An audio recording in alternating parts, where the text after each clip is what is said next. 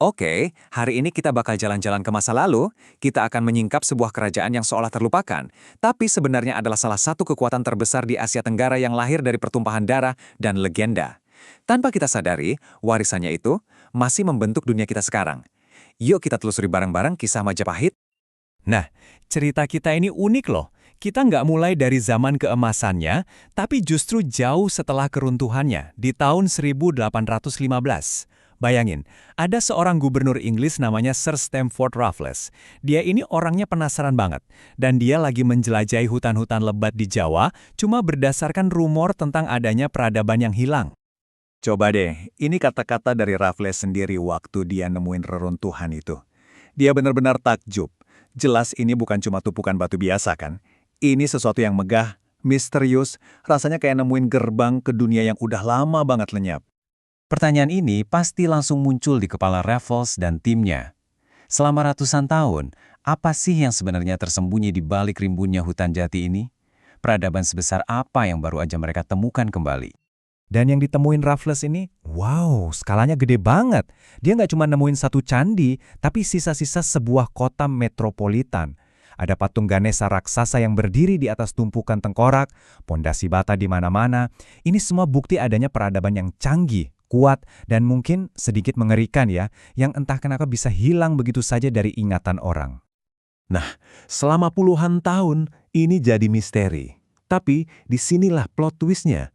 Kunci buat membuka misteri ini ternyata bukan datang dari sekop arkeolog, tapi dari sebuah buku. Ya, sebuah naskah kuno bernama Nagara Kertagama, yang ditulis tahun 1365 oleh pujangga istana bernama Prapanca. Naskah ini secara ajaib selamat dari kebakaran istana, dan inilah jendela kita satu-satunya ke dunia Majapahit yang hilang.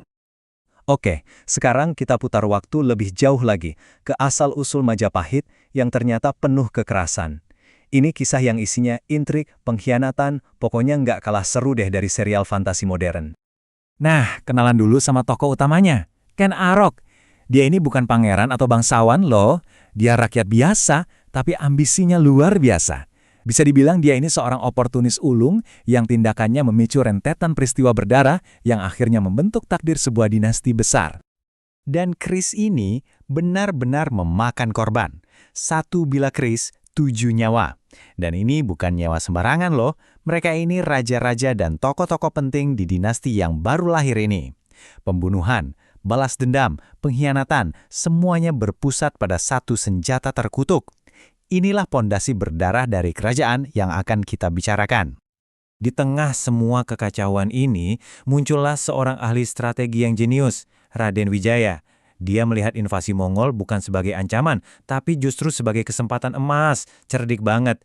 Dia manfaatin kekuatan Mongol untuk habisin musuh-musuh lokalnya. Terus setelah itu, dia berbalik menyerang dan mengusir tentara Mongol dari tanah Jawa. Dan dia menamai ibu kota barunya Majapahit. Cukup sederhana ya, namanya diambil dari buah maja yang rasanya pahit yang banyak tumbuh di sana. Dari tanah yang menghasilkan buah pahit, lahirlah sebuah kerajaan yang manisnya akan terasa di seluruh Nusantara. Inilah awal dari era baru. Oke, dari awal yang penuh darah, sekarang kita lihat masa keemasan Majapahit. Di bawah pimpinan Raja Hayam Wuruk, kerajaan ini mencapai puncak kejayaannya.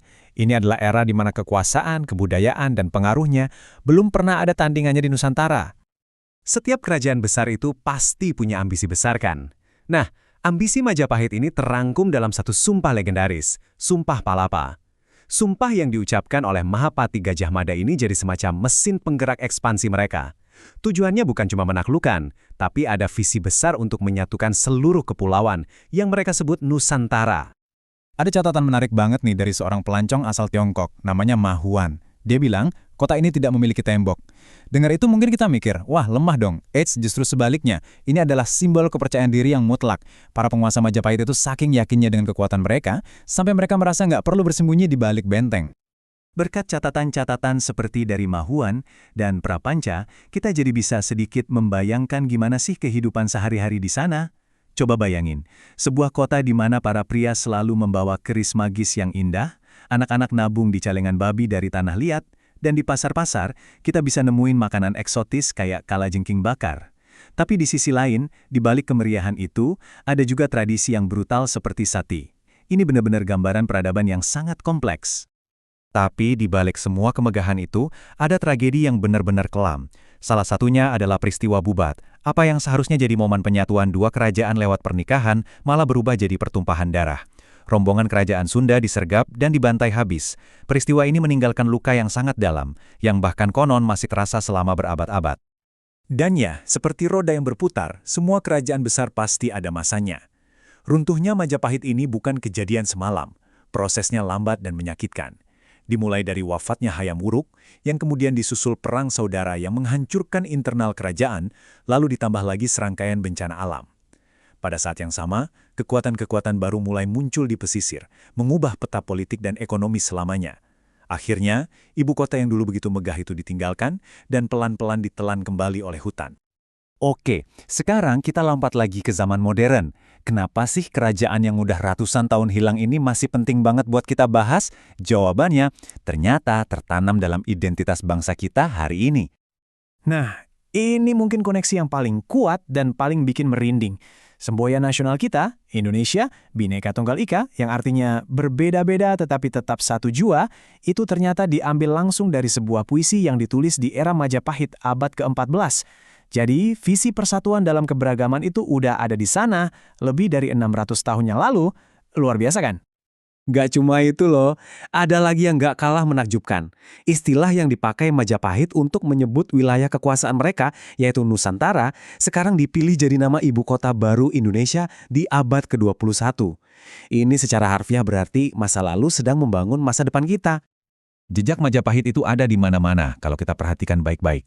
Warna bendera kita, merah dan putih, itu sama dengan warna panji-panji kebesaran Majapahit.